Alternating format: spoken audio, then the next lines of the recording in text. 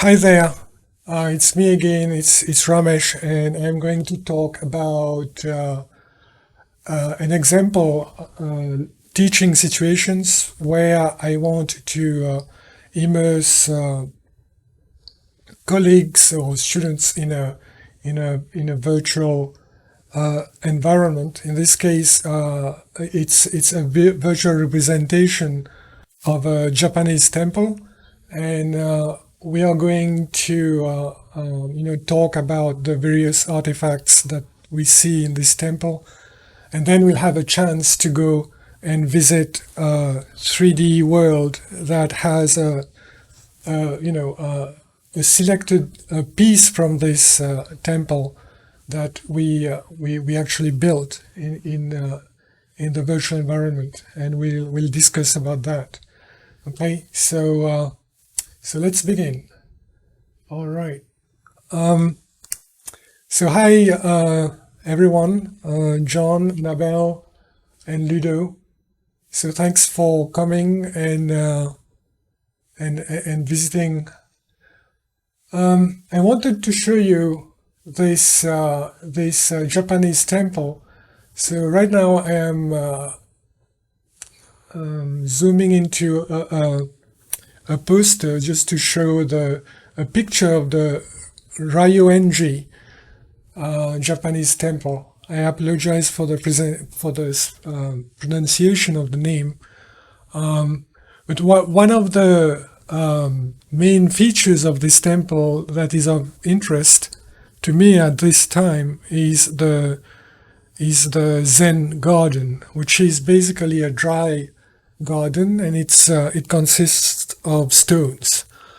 And the tradition in Japanese stone garden is rooted is deeply rooted in the philosophical tradition in Zen, and there is a lot that go into the design of these stone gardens, and we are just going to touch upon some of the basic concepts. At the very fundamental level, minimalism plays a big role in Japanese culture, art, and architecture, and we are going to look at an example of this, how just by using a few objects, a lot of stories can be expressed, and a lot of meaning can be experienced or illustrated. And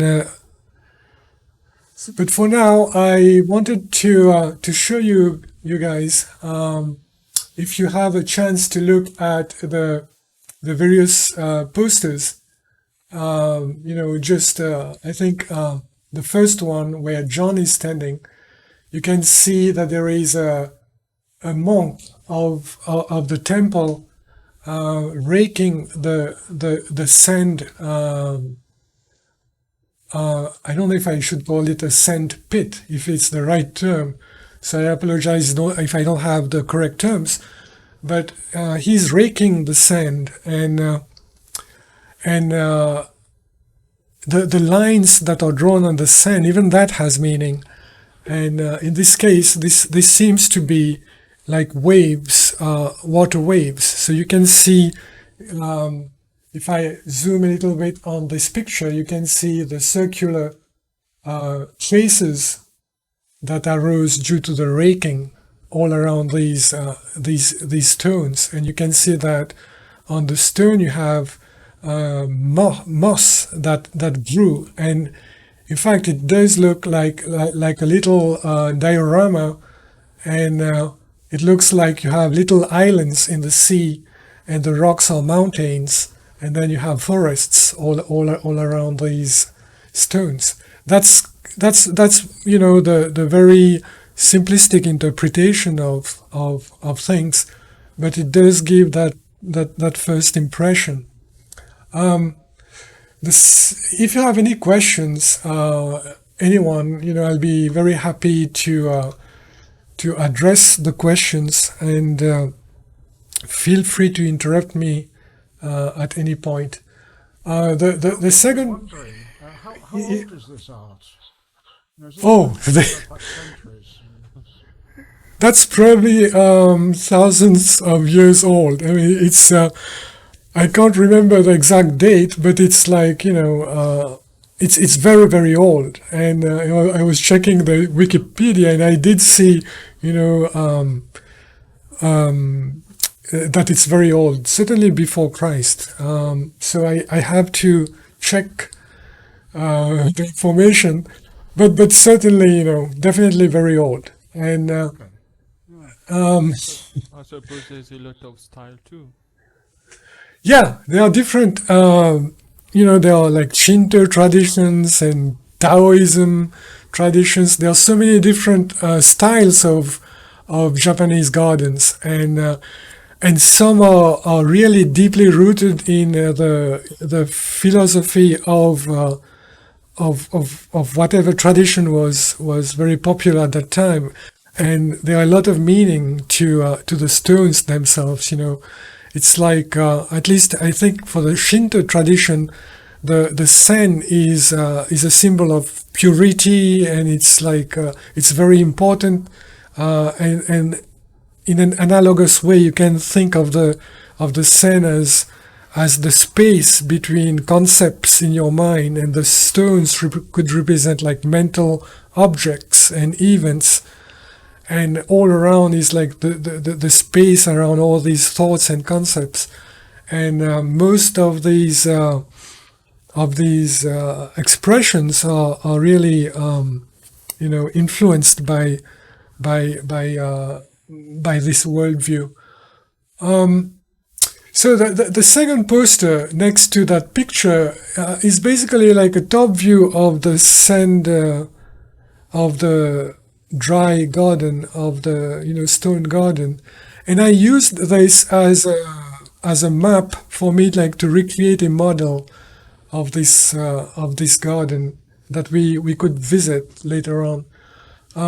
But here I just wanted you guys to have like an immersive experience of how the temple looks like.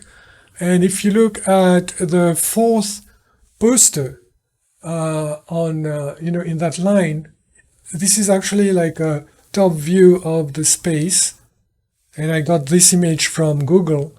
And what I've done is I've actually created hotspots using our PanoCube app, and each of these hotspots, if I click on them, it will actually load a 360 view of what you would see, all around. So, for example, if I click on, if you look at the poster where Annabelle is looking at, and I'm going to click. There are two squares, right? Like a big square on the left and a big square on the right. I call it square. Of course, it's not a square. I'm going to click on the red circle that's closest to the rock garden, and that's going to load, the 360 view from Google. That was the one that was originally loaded, and you can see that if you turn and face in my direction, you will see that that's where the garden is. It's outside, and you can get a sense of how big it is. I think you'll have a better idea of the sense of scale if I try to load pictures that other people have taken of the space. So let me do this, because on Google, you also have people upload their own 360 views. Okay, so let me load one that someone has loaded. And you can see the size of the people here sitting, next to the garden. You can see people, the two, it's quite big. And you can also see, people sitting on the side. And that gives you a sense of the scale of the space. Annabelle, do you have any questions or comment at this point? I don't want to just keep on speaking. all. No, I don't. I made a Zen garden, so that's why I was looking at it. Ah, okay. All right. It's, it's open to public. Yeah, it is open to the public. Yes, Annabelle, you were Sorry, saying. I've interrupted Annabelle. Sorry. No problem. No, all I wanted to say is that I made a scene with a Zen garden Uh-huh. for the app, that's all. All right. Okay. And at that time it did not click because I think there was water. That's probably why.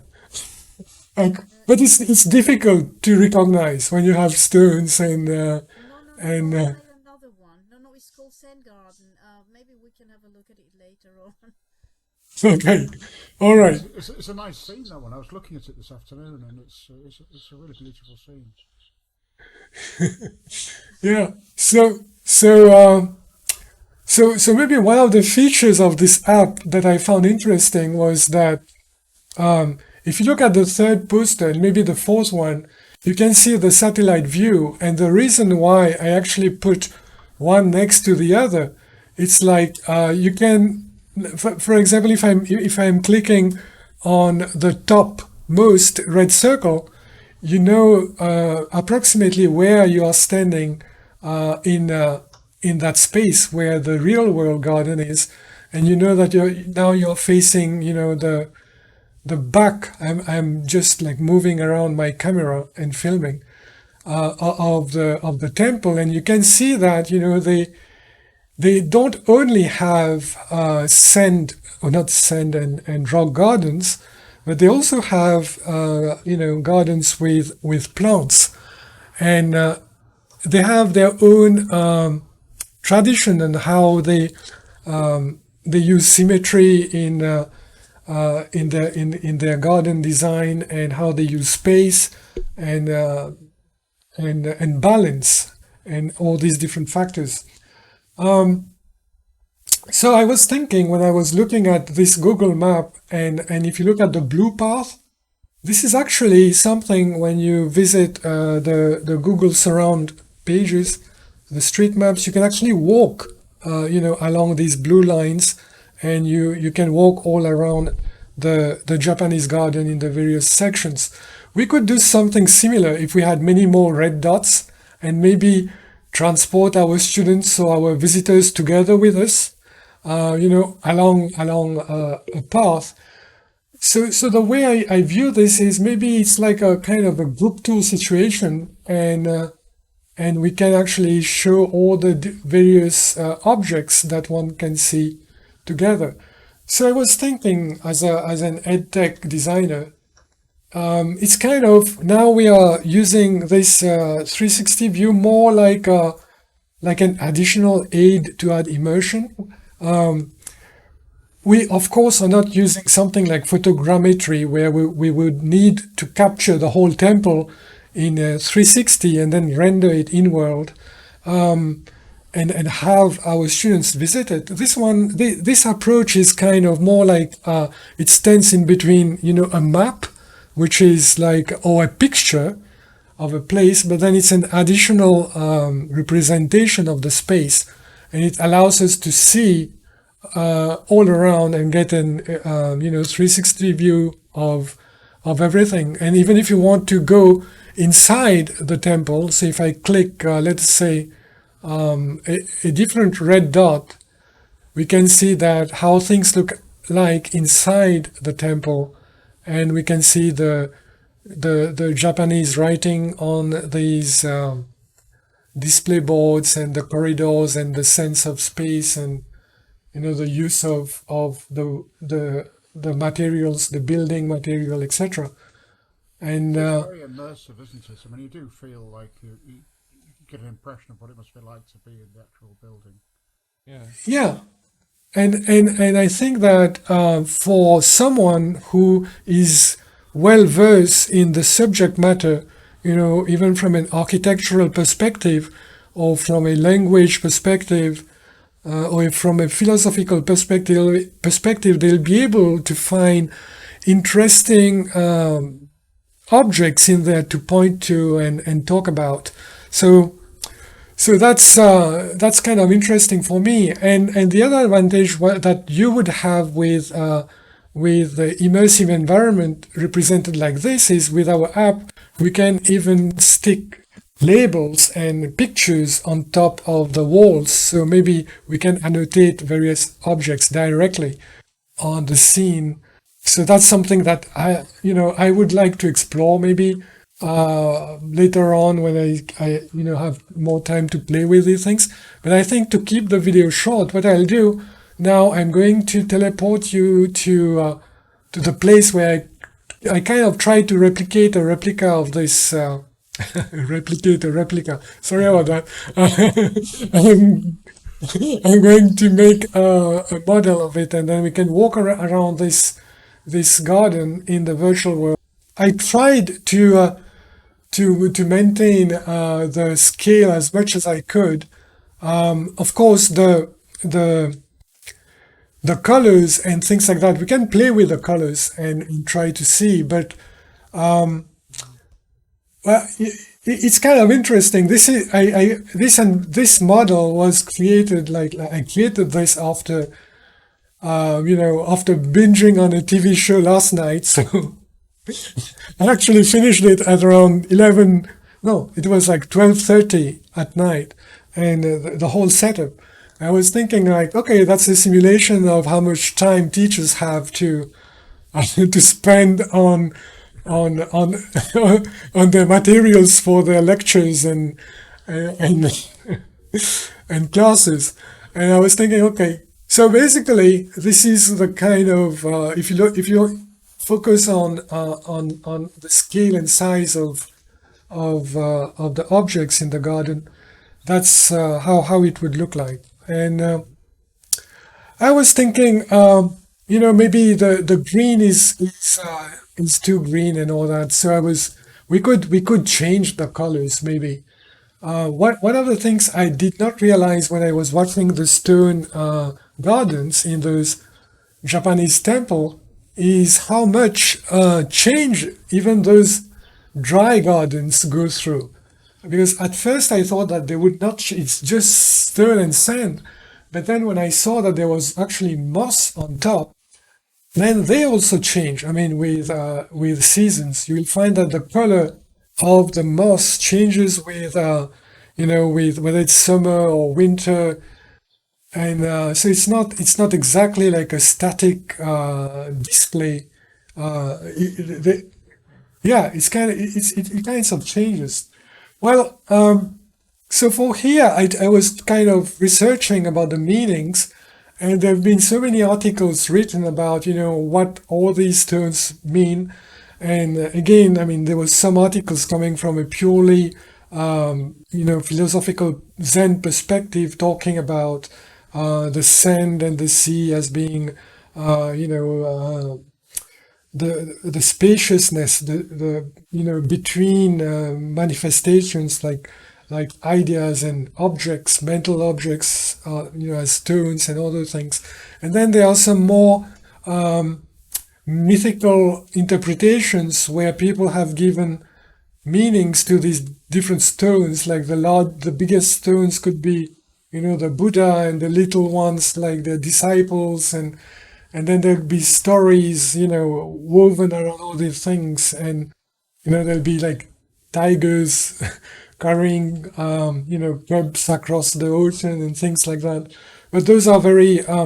So basically, the message I came away with is like you sit around in the space, you just contemplate, and whatever interpretation comes in your mind is kind of the correct one. It's probably like a haiku and or. It's like little nuggets where you just contemplate and notice all the range of rich emotions and stories that come up, and just stay in that space of awareness. More recently, I've seen a lot of architects talking about mindfulness in architecture, and I see that they are drawing a lot of their ideas from Japanese architecture in the sense of how they use space and balance and asymmetry to create peaceful places or places where you would that's conducive to minimizing mental noise.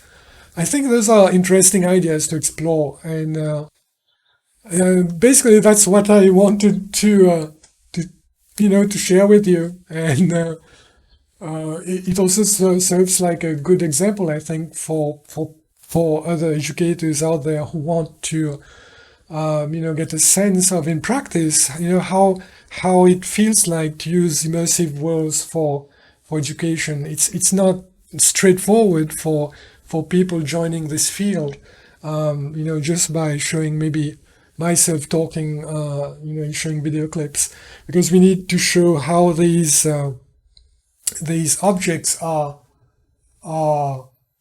constructed and things like that. So maybe for this clip, what I could do is let me see if I can do this now. So what I'll do is I'm going to clear this scene, and then we are going to load it up again.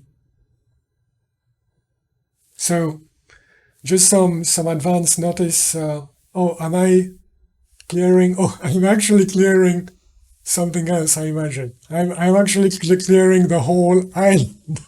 I think so, yes. Well, that's cool. That shows, okay, guys, this is a proof that everything that you see here was created using our Resmila apps. Okay, so we were not cheating or anything. So now the whole place is gone. Okay, and let me try to clear this this setup here. Fantastic way for things to have happened. Okay, I didn't plan it, and it's beautiful, and it shows impermanence too. Everything is gone. Okay, so let me clear this. So let me clear this. All right. Okay, I'll be back in a second. I've just got a couple of things to do, and then I'll. Okay, I can load the, how do you call it, the scene again. I think it was I've created so many. So which one is that? I think this one. Okay. So as you see, you don't need to create only one scene. You can actually make changes and save it, because let me just teleport all you guys where I am. Okay, good. So you can see everything has popped up again, and everything is back. So this is another file that Annabelle is sharing with me, through John, and so let us import one scene, okay? The whole world is seeing all my folders, but that's okay. All right, so file, import, and you can see that there are some instructions on how to import, your object. So click on Control, then you drag, you just send the file in, and you'll get a message saying that you have imported the Zen garden. And now what I'm going to do, click on File, Load, and it should appear in the list, and you can see it's right here. And I click on this and load, and now we wait. And we can see, a whole scene happening.